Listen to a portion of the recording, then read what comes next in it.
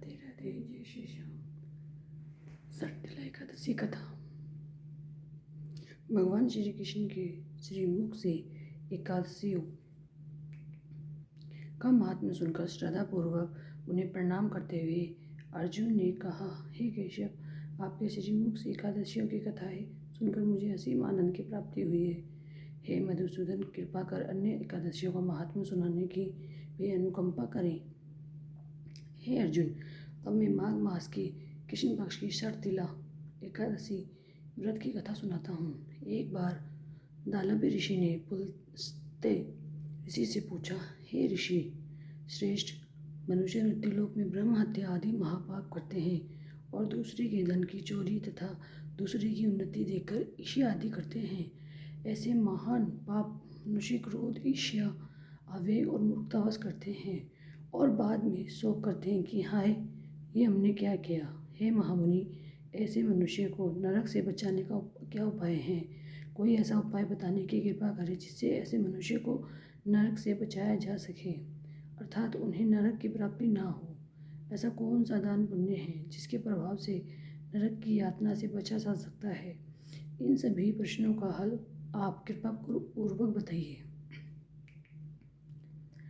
दालभ्य ऋषि की बात सुन पुलस्त्य ऋषि ने कहा, हे मुनिश्रेष्ठ, आपने मुझसे अत्यंत गूढ़ प्रश्न पूछा है। इससे संसार में मनुष्य का बहुत लाभ होगा। जिस रहस्य को इंद्र आदि देवता भी नहीं जानते, वे रहस्य मैं आपको अवश्य ही बताऊंगा। माघ मास पर आने पर मनुष्य को स्नान आदि शुद्ध होना चाहिए और इंद्रियों को वश में करके तथा काम, क्रोध, लोभ, मोह, ईर्ष्या तथा अहंकार आदि से सर्वथा बचना चाहिए। पुष्य नक्षत्र में गोबर, कपास, तिल मिलाकर उपले बनाने चाहिए। इन उपलों से 108 बार हवन करना चाहिए। जिस दिन मूल नक्षत्र और एकादशी तिथि हो तब अच्छे पुण्य देने वाले नियमों को ग्रहण करना चाहिए। स्नान आदि नित्य कर्म से देवों के देव भगवान श्री हरि का पूजन व कीर्तन करना चाहिए। एकादशी के दिन उपवास करें तथा रात को जागरण और हवन करें।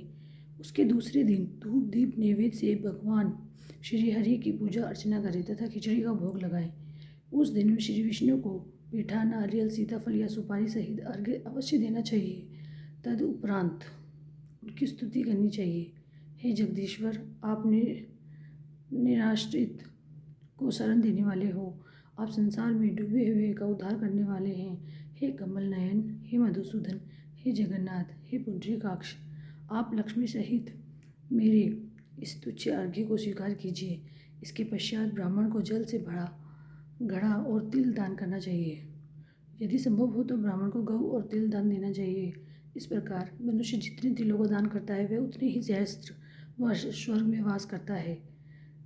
6 प्रकार से हमें तिल का यूज़ करना चाहिए। तिल स्नान 1, नंबर 2, तिल की उपटन लगाना चाहिए और तिल का तर्पण करना चाहिए, तिल का हवन करना चाहिए, तिल का भोजन करना चाहिए, पानी में जल में मिला के भी तिल पीना चाहिए, तिल का दान करना चाहिए।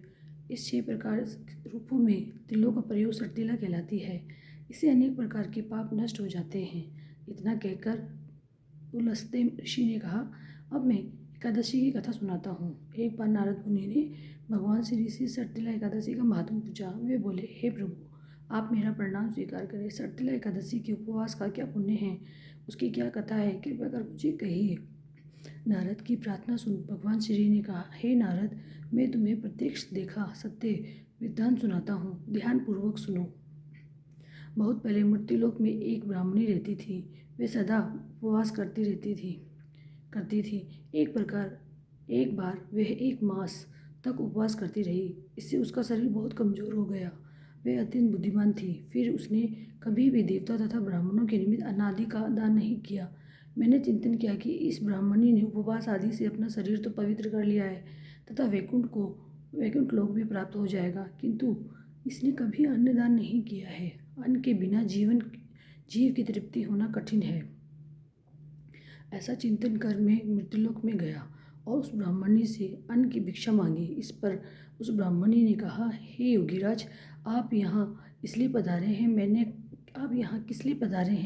मैंने कहा, मुझे भिक्षा चाहिए। इस पर उसने मुझे एक मिट्टी का पिंड दे दिया।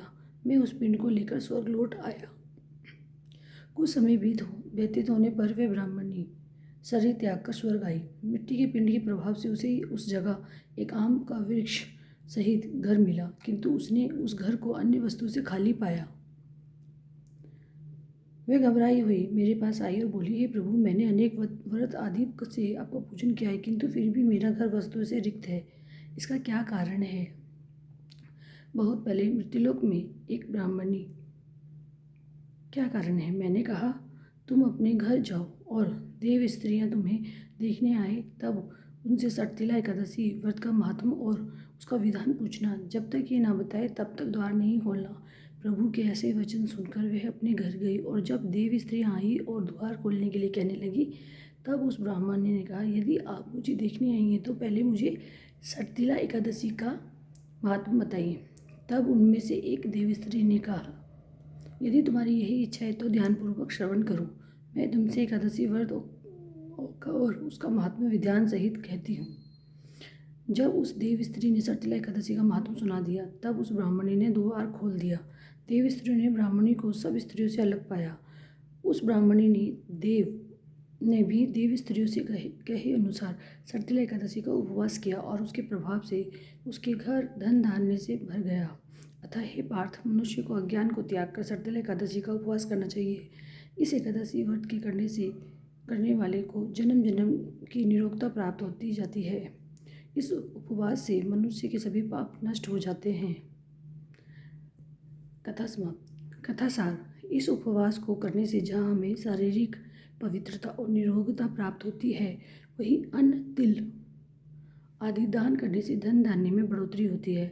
इससे यह भी सिद्ध होता है कि मनुष्य जो जैसा दान करता है, शरीर त्यागने के बाद उसे फल भी वैसा ही प्राप्त होता है।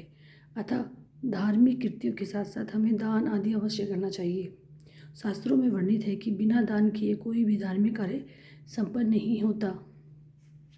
जय श्री राधे, जय श्री श्याम। बोलो लक्ष्मी नारायण की जय।